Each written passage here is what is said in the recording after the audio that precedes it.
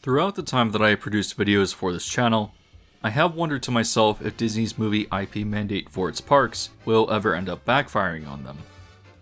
Things have reached a point where every new attraction is essentially some half-baked experience with an IP slapped onto it, and I then have to wonder, is this actually working?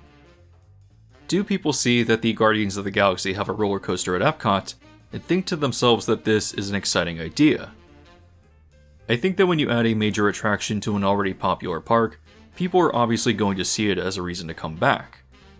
The IP itself also has a large degree of marketability, as a pre-established movie brand like Guardians of the Galaxy is pretty easy to advertise just through its familiarity. However, is this attraction popular because at its core it's a fun roller coaster which is already popular with park goers and word of mouth has generally been positive, or is it because of the marketability of the franchise slapped onto it?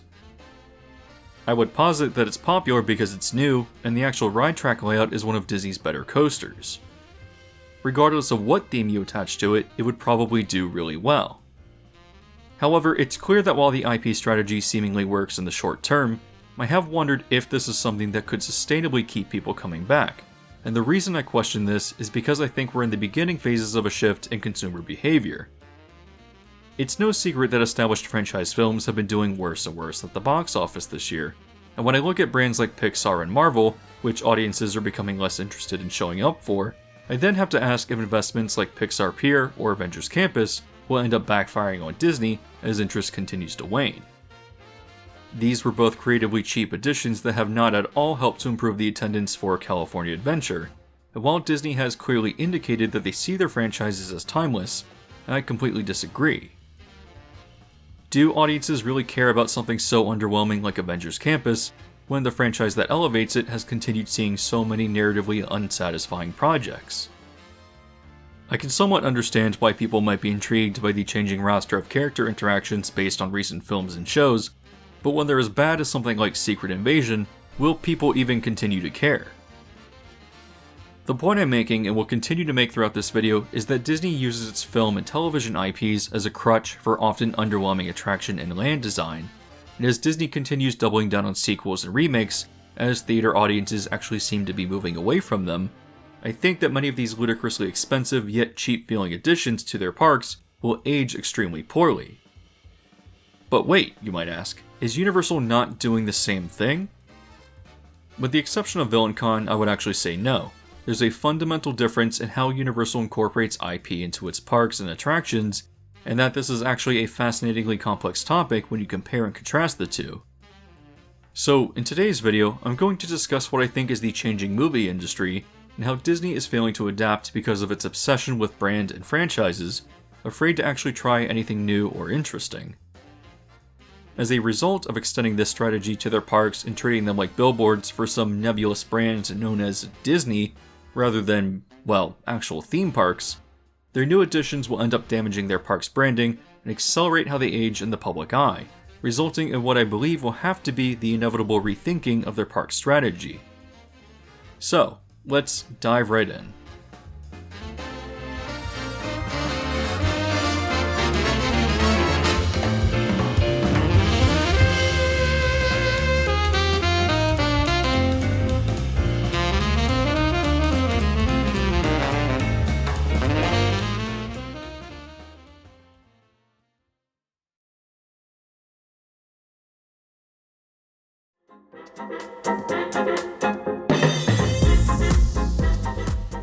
By the way, before we really begin, I would like to just ask you the favor of hitting the like button if you haven't done so already.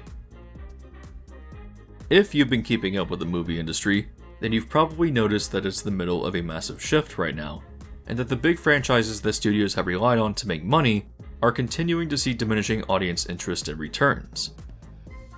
I think that a general declining quality in big franchise films is playing a part in the waning interest in these franchises, but I also think that the studios themselves have also worked as a catalyst to change consumer behavior, and therefore the kinds of movies that will be successful at the box office. For example, while I like Indiana Jones as a franchise, and I've heard that the Dial of Destiny is actually a fun time, I just can't really bring myself to actually go and watch it in theaters, at least at the time of writing the script. If I ask myself why, it's because it's a story that just didn't need to be told, and is instead seen as a safe bet from Disney because of its brand recognition, even if the film is competently put together by most accounts. It's a movie that audiences can't really be bothered to see in theaters, but I think will do well on streaming, which I think gets to the core of the problem. There's a lot that can be said about the decline of the movie-going experience as prices continue to rise, but along with this, streaming has offered an alternative for the casual movie watcher who has no interest in spending the money for the theater experience that probably wasn't too appealing to them anyways.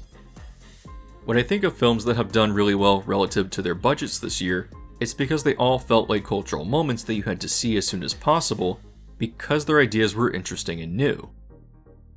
The Super Mario Bros. Movie is obviously written around characters just as iconic as many of Disney's, and while I'm sure that such strong recognition played a role in its success, I think that many people showed up because they were curious to see how a massive video game franchise would translate as an actual film, creating something that felt like an event. I also think of two movies I just saw, Barbie and Oppenheimer, both of which gained traction not just through the Barbenheimer meme, but they actually felt like unique opportunities to experience something different in the cinema as cultural moments. While they're both helped by brand recognition, with Barbie being, well, Barbie, and Oppenheimer being a Christopher Nolan film, what I predict really drew audiences in was that these just felt like fresh and unique artistic blockbusters in a way that established films like Fast 10 or Indiana Jones just did not. Those felt like obligatory franchise entries that can be missed for streaming. The issue, though, is that it's being revealed that streaming just isn't that profitable, and in many cases, most studios are apparently losing money by continuing to host these services. I can certainly understand why streaming would be perceived as the future of home entertainment, and I think that it was an inevitability, but when Bob Iger set out to launch Disney Plus with what he perceived as unshakable juggernauts of distinct movie brands, he also launched a streaming war where Paramount, Warner Brothers, and Universal wanted a piece of the pie too, resulting in way too many options for consumers. If Netflix and its two competitors, Hulu and Amazon Prime, were successful in turning people against cable because they provided a lot of content in one place for relatively cheap, then the studios launching their own services and pulling their content from these third-party platforms did the opposite. If you want access to everything, then you have to pay for multiple streaming services, which is impractical, meaning that people had to pick and choose the few that they actually want, creating a lot of competition between them. However, it has become clear that this isn't working, and with mergers such as HBO Max with Discovery Plus and Disney Plus with Hulu, it's becoming clear that this new type of market needs to sort itself out. However, it's also clear that streaming is not the endless cash cow that these studios anticipated, and that a return to traditional theatrical releases is still the way to go. Unfortunately, many consumers enjoy the convenience of streaming from their own homes because of such short theater windows, and are now skipping films in theaters unless they feel like must-see events or fresh and novel ideas. I think part of the reason for this is that the heavy focus on franchises, which also happen to be declining in quality, have resulted in oversaturating the movie landscape to the point of becoming tedious obligations. I think back to the many movies I've seen this year, whether it be Renfield, a movie about a bear that YouTube wouldn't want me mentioning the title of, and Megan, which all have unique premises that feel new and interesting. Granted, these were all films that could be categorized in the horror or thriller genres and were all released through Universal, but at a time when Disney and Warner Brothers are doubling down on franchises when consumers are feeling fatigued with the current slate, Universal is really positioning itself with its smaller budget films to see decent box office returns. I think that there's a lot of uncertainty with how consumer interests are changing at the box office, but if you look to different historical trends in Hollywood that are no longer relevant, such as movie star-driven films, or films sold on the prestige of certain directors, those eras have long passed. So too do I think that studios' obsessions with brands and franchises is coming to an end, and I think that more creative, smaller budget novelty films may end up becoming the primary seller within the next few years. Studios, and especially Disney, have counted on consumers to always love their favorite franchises, but when you beat them over the head with it, especially by pumping out TV show after TV show to desperately get streaming to be profitable, it just oversaturated the entertainment landscape in a way that is tiring and exhausting. If you design your streaming service around brands like Disney Plus has, the irony is that the rise of streaming has also changed consumer behavior at the box office, And now those big franchises are becoming less profitable to make because your target audience is choosing to skip them. I think that studios might either have to just write off streaming as an expensive loss and partner with others to achieve profitability, or they have to risk completely abandoning big franchises in favor of more unique and novelty films. We have yet to really see what kind of shift may be occurring, or if studios can adapt their franchises to this new behavior, but what they're doing right now is clearly not working, and when you have a company like Disney, which has done nothing but flood its parks with Disney movie IP, the results could really backfire on them.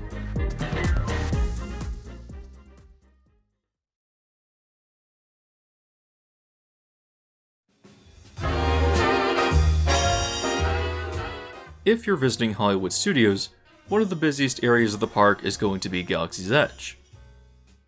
Still though, is this truly popular, or is the park just so ill-equipped to handle capacity that this is where people tend to gravitate?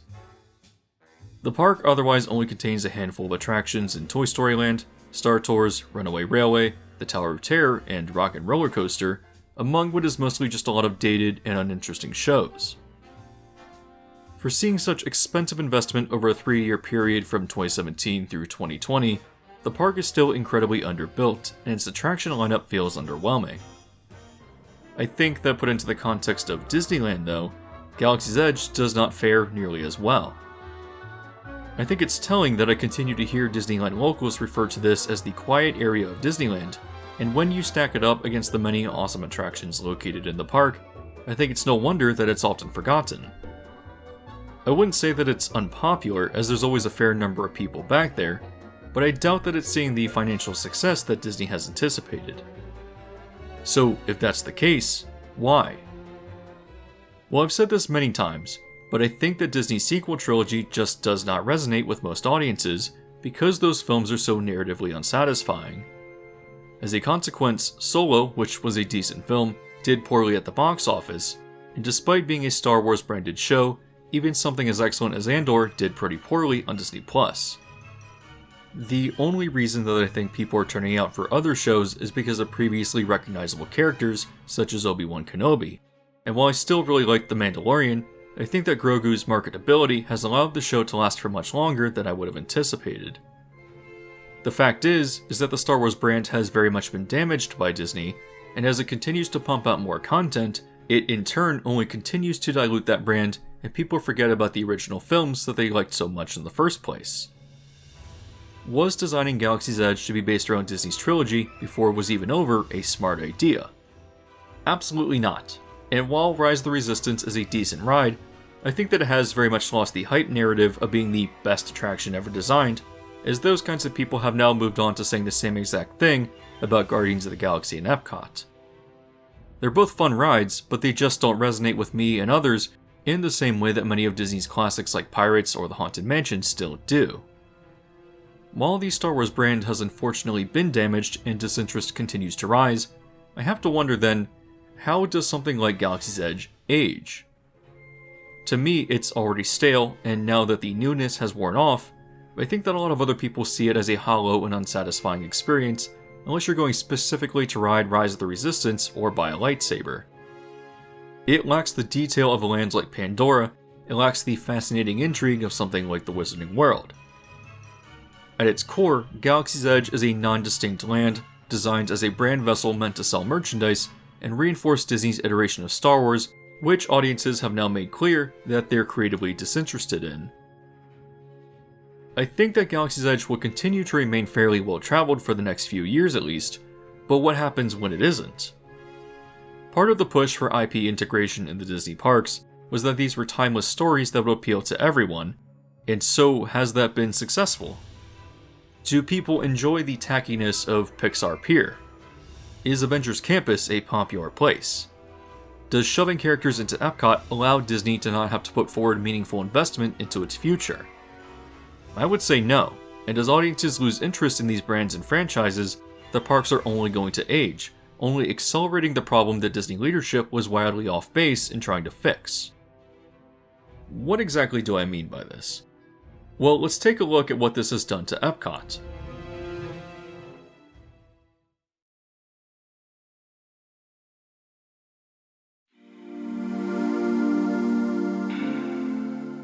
In one of my older videos, I took a detailed look at the many former attractions that defined the early years of Epcot Center.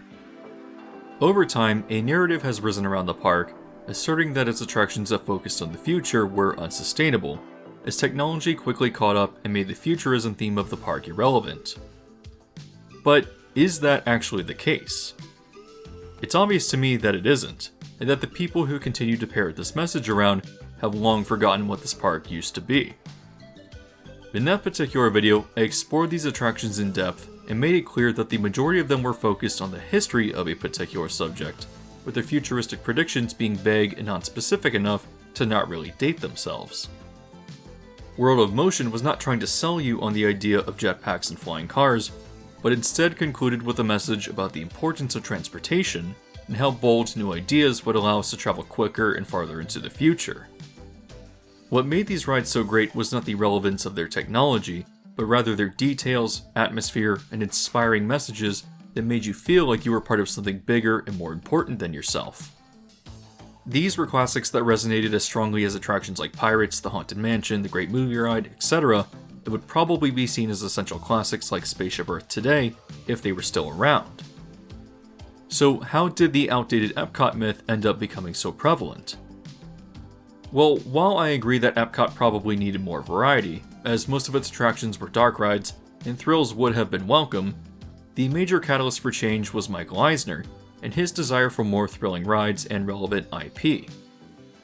While not all of this was bad, as I actually think that Ellen's Energy Adventure was better than the original Universe of Energy, I see a lot of failed projects like the overly intense but underwhelming Mission Space replacing Horizons, the pointless incorporation of Nemo into the Living Seas, and the destruction of Magic Journeys and Journey into Imagination in favor of Captain EO and, later, Honey, I Shrunk the Audience, with Journey into Imagination changing to fit into its theme of the Imagination Institute to connect it to the show. Ironically, what aged Epcot was a lot of new, underwhelming rides, a very 90s innovations, and inappropriate placement of intellectual property or star power that lost relevancy pretty quickly. Not to say that Michael Jackson is irrelevant today, or that you can't enjoy the Honey, I Shrunk the Kids franchise, but I wouldn't say that these attractions would currently resonate with audiences in a way today that the original Journey into Imagination still would. I don't dislike Mission Space, but its intense novelty has not aged nearly as well as I anticipate that Horizons would have. So Epcot aged not because of its original iteration, but because it removed those iconic attractions in favor of stuff that was seen as more relevant to contemporary audiences, which ultimately revealed itself to be a short-sighted move. So with a broken Epcot, how do you fix it? With Iger and Chapek, their response was to double down on Disney IP, believing that it was a timeless fix so that they wouldn't have to touch the park for another decade, failing to realize that this was exactly the problem that led to it becoming a mess in the first place. I think that the original Epcot would have benefited from thrill rides, and I think that the original Test Track was actually one of Disney's best attractions ever created, but it would have made more sense to go with ideas like the Swiss Pavilion with a Matterhorn roller coaster, rather than something so alienating to many guests like Mission Space. Has Ratatouille, Frozen, the Guardians of the Galaxy, or the soon-to-open Moana water trail really working to fix this park? Is this an exciting place to be with must-see attractions? Returning back to the potential for audiences to lose interest in certain brands, how long until these new attractions begin to date themselves in the same way that Honey, I Shrunk the Audience did, and how will people look back at Iger and Chapek as people who have damaged this park with a lot of pointless and expensive projects? You cannot rely on your brands and franchises to carry what are otherwise uninteresting, half-baked experiences, especially when the consumer landscape for films actually appears to be losing interest in this.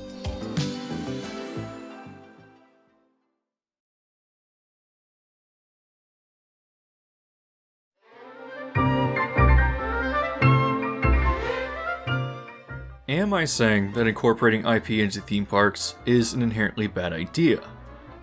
Well, certainly not, because I think that they can work as a catalyst for a lot of really interesting concepts. I very much enjoy the many small dark rides located throughout Disneyland's Fantasyland based on their classic films, and the reason for that is that the land itself was purpose-built to showcase and celebrate these properties in a way that makes thematic sense. However, while some of these attractions follow scenes from their respective films, others manage to move beyond those narratives and create something new. The original Snow White Scary Adventure focused on creating fear as its theme, and my favorite attraction there, Mr. Toad's Wild Ride, is hardly based on the film at all, instead taking the concept of an out-of-control Mr. Toad terrorizing the English countryside in his automobile and putting you right into the chaos. Another good example of IP implementation is Pandora at Animal Kingdom. I've spoken at length in another video about how incredible this land is, and while it's not perfect, it very much does transcend the Avatar IP, and becomes its own distinct experience that stands without it. It fits into Animal Kingdom themes such as conservation, and is an intriguing, impressive land to explore independent of you having any context from the film franchise. Every element is placed with purpose to tell a story in a way that Galaxy's Edge is lacking, and I think that's why this land is so incredible. Yet, I think that conceptually, basing a land around Avatar and placing it in Animal Kingdom was a stupid idea. Bob Iger proposed this because he saw the box office numbers, but failed to realize that despite being the highest grossing movie of all time, it still managed to have a low cultural impact. Its sequel has not helped Pandora as a land, and according to the latest theme park numbers from the Themed Entertainment Association, it seems as if Animal Kingdom has reverted back to the lowest attended park at Walt Disney World. I think the reason for this is that despite people still really enjoying the land itself, and people still raving about Flight of Passage because it is a truly well-developed experience, the Avatar franchise is just not strong enough to bring people back to this park, especially when it's still so massively underbuilt, and Disney has let one of its better rides fall into disrepair, threatening to eventually replace it with Zootopia. I think that really gets to another core problem though.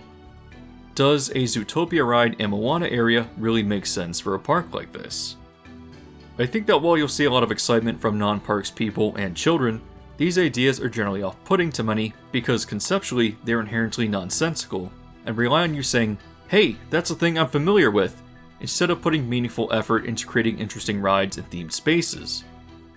Again though, if consumers are changing their behavior at the theaters, then this might very well backfire on Disney. Going and seeing a movie is obviously expensive, especially when you're bringing young children or your entire family, and so this is another reason that streaming has really taken off, because it's an easier and less expensive way of exposing said children to that content. A good example would be Encanto, where its box office was abysmal, but its streaming presence is excellent with what I assume are young children watching it on repeat. Now, granted, the film was released on the tail end of mask mandates, so I'm sure that played a part, but I still think that parents are opting for Disney Plus over actually bringing children to theaters. When consumers are opting for Disney Plus to watch theatrical films over actually going and seeing them in the theaters though, well, I think you see the problem. With streaming potentially bringing casual moviegoers and young children away from theaters, then that also results in diminishing interest in Disney or Pixar branded films, which is exactly what has been happening. So when you create poorly conceptualized theme park attractions and cannot rely on your brands to draw people in, that leaves you with dated, irrelevant, and uninteresting theme parks that appeal to no one, like with what happened to Epcot. Disney IP certainly has its place, but the important distinction is that it has to result in a fantastic experience that feels like a cool idea because it's cool, and not because it's brand synergy. While I am disappointed that California Adventure never got its land themed to classic car culture, Cars Land is still an incredible addition because so much effort went into creating a detailed land that stands on its own, even if you were not familiar with this franchise. The town itself is full of interesting shops and dining, and its supplemental attractions are fun kinetic additions that add needed capacity. However, the land's major e-ticket, Radiator Springs Racers, is a well-paced, well-detailed, atmospheric, and cleverly executed attraction that has been rare since the Eisner era. If California Adventure were not full of tons of misplaced IP shoved into it, I would be willing to overlook that Cars Land is thematically inconsistent because of its Arizona location, because it's just so good and stands independent from the IP that it's based on. In fact, if it wasn't actually based on a film, it could conceivably work as a California-themed expansion, which is what distinguishes it from other weird additions in the park like Monsters Inc., Pixar, The Little Mermaid, and The Avengers. So I am certainly not against the idea of Disney IP in its parks when it makes sense, but it actually has to reach a quality standard that I used to expect from the company, and not exist as half-baked brand synergy, which is pretty much everything that we're currently getting.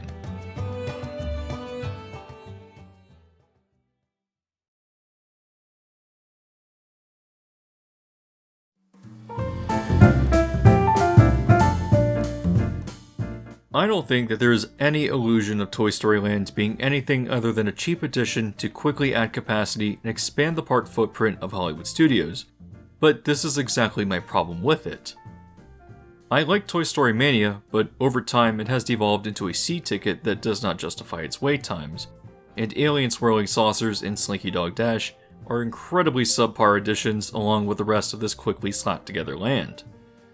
Still, Toy Story as a brand is popular, and Slinky Dog in particular seems to be one of Disney's largest marketing pushes for this park. While myself and others enjoy Toy Story as a franchise though, I think that our goodwill has been extended for long enough.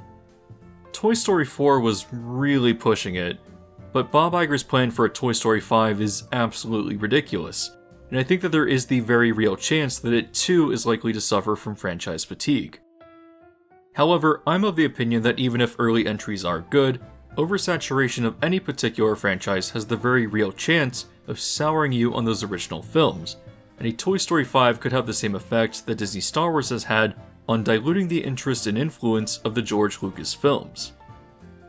So, if consumers lose interest in Toy Story because they've been beaten over the head with it, does Toy Story Land stand on its own?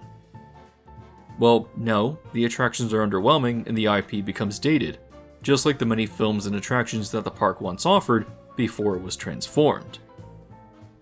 Pivoting off of this to Universal, the advantage that I think they have is that their new attractions are much more akin to stuff like Pandora or Cars Land. I'm of the opinion that you don't have to be familiar with the Harry Potter franchise to appreciate Hogsmeade, Diagon Alley, or their respective attractions. In fact, I would even say that Escape from Gringotts is rather mediocre, but it's elevated because it exists within the context of Diagon Alley, which is fantastic in terms of atmosphere, intrigue, and exploration. Having experienced Super Nintendo World in Hollywood, I think the same very much applies there as well, even if you're not familiar with the Mario franchise, and it seems as if all the lands in Epic Universe are shooting for this level of ambition too, judging from the more credible rumors out there. While Universal has had a pretty rough history of too many poor attractions and oversaturating its parks with what essentially amount to simulators, I have continued to argue that they have really worked to turn things around. Hagrid's, which premiered in 2019, is arguably the most popular attraction in Florida, and is just so strong in so many different aspects, ranging from the quality of its theming, to its layout, to the clever use of track elements in thematically satisfying ways. The strength of its attraction design outshines the IP it's based on, which I think is the trend with a lot of these newer Universal additions. You don't need to care about or have seen the Jason Bourne franchise to appreciate this spectacular stunt show, and as someone who does not care at all about Jurassic World, I am very much a fan of their new Jurassic World rides. The Velocicoaster is an excellent roller coaster first, and the theming, while it is admittedly minimal, is still icing on an already excellent cake. The Jurassic World attraction adds new thrills and animatronics to the former Jurassic Park ride in Hollywood, and while many people, myself included, prefer Jurassic Park as a film, I personally prefer this ride because it keeps the spirit of the original intact, but refreshes it in meaningful ways, regardless of the strength of its attached IP. The Jurassic World attraction in Beijing is incredibly innovative and far more impressive than it needs to be, and I know that it has essentially become a meme at this point, but I still can't get over how good The Secret Life of Pets is in Hollywood. I would argue that it's one of the cleverest, well-designed dark rides in decades, and even though the film it's based on is just kind of okay, the attraction design far outshines it. The only real negative I have about recent additions is VillainCon, but even then I think it's a matter of failing to execute its gameplay well, and not the actual ride concept, which is at least interesting on paper.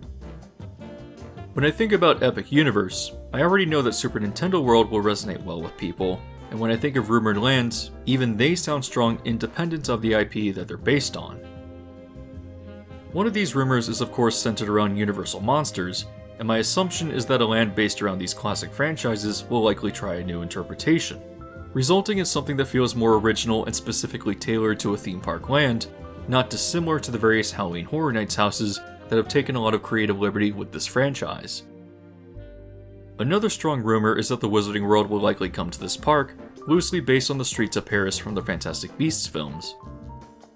While I know that those films have done poorly at the box office, the idea of walking around the streets of Paris with intriguing magical elements to discover sounds appealing even if I haven't seen those films, because the idea seems interesting independent of the IP. If we go back to Toy Story Land though and removed the Toy Story IP, what's left?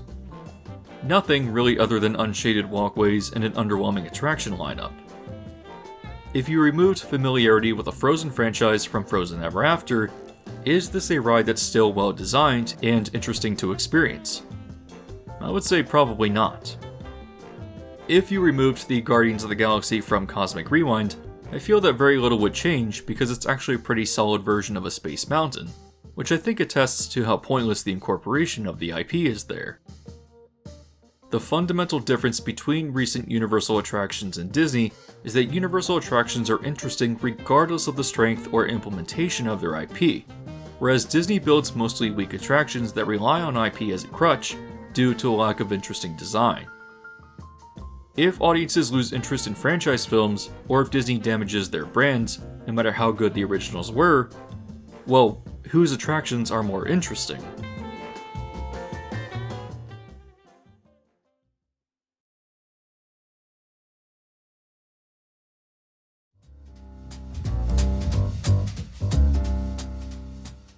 If you've watched through to this point in the video, then you've probably recognized that this is one of my more messier scripts. But the overall point of this video is to recognize that Disney just does not build great attractions anymore, and relies far too heavily on their IP integration to cover up for their lack of effort and care. Iger and Chapek have embraced a park strategy that relies on people coming and embracing their favorite franchises in an extremely superficial way, treating these attractions as vessels of brand synergy and completely discarding any meaningful park messages or thematic cohesion. If a symbol of a popular franchise can be slapped onto a generic attraction or land like Avengers Campus, then current leadership will absolutely do it because things have gone into a weird, obsessive realm of Disney branding beyond just basic marketing. People may be disillusioned with Jurassic World, but marketing a themed attraction like this still promises an exciting dinosaur-themed adventure. Yet, who exactly was Pixar Pier intended to appeal to? Are people clamoring for a Moana water trail or a half-baked San Francisco? The decisions are often bizarre and incorporate IP because of some out-of-control and nonsensical mandate, and while Universal obviously embraces IP as well, it always feels like there is a purpose behind it, like experiencing the Mushroom Kingdom in a real physical space, or creating an impressive technologically advanced stunt show using Jason Bourne as an appropriate vessel. These attractions also stand on their own as well-developed and interesting experiences, regardless of whether you're familiar with the IP or not, and while liking that property certainly helps, their existence is still justified. Yet, when I walk through Avengers Campus, it superficially attempts to appeal to Marvel fans, which is all that it really has going for it. At a time when the Marvel Cinematic Universe is waning at the box office though, Disney may very well be stuck with an entire land that's appealing to absolutely no one. It happened to Epcot, and it can happen here. It can happen to Galaxy's Edge. It can happen to any of these rides or lands unless you design them to exist as fun and creatively engaging spaces independent of the IP that they're based around. What happens when your target demographic of brand loyalists lose interest at the box office, or worse, begin showing interest in brands like Nintendo and start going to Universal? This slate of costly yet meaningless park investment is something that I think will come back to bite Disney in a very expensive way. And while we have yet to understand how a shift in moviegoer tastes will play out, I do predict that the current status quo is something that Disney is not equipped to handle. Instead, they've chosen to double down on the strategy as if the ship wasn't sinking at their feet, and I'm predicting that this oversaturation resulting brand fatigue will backfire on all the expensive yet cheap feeling additions that they've made to their parks. So, if you've made it here to the very end of the video and haven't left a like, that's a really good way of helping videos like these reach a wider audience. As always, if you have not yet subscribed and hit the bell icon, you can do so now so as to be alerted to new videos as they release.